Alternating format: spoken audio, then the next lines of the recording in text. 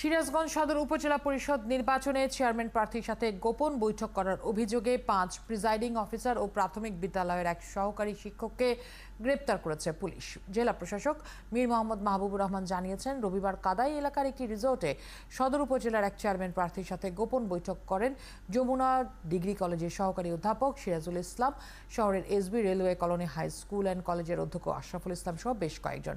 অভিযোগ পেয়ে সেখানে পুলিশ, নির্বাহী ম্যাজিস্ট্রেট ও নির্বাচন অফিসের সমন্বয়ে অভিযান চালানো হয়, কিন্তু এর আগেই তারা পালিয়ে যায়। পরে সিসিটিভির ফুটেজ দেখে বৈঠকে থাকা ব্যক্তিদের শনাক্ত করা হয়। এই ঘটনায় 8 জনের নাম উল্লেখ ও জ্ঞাতনামা 20 জনের বিরুদ্ধে মামলা করা হয়েছে।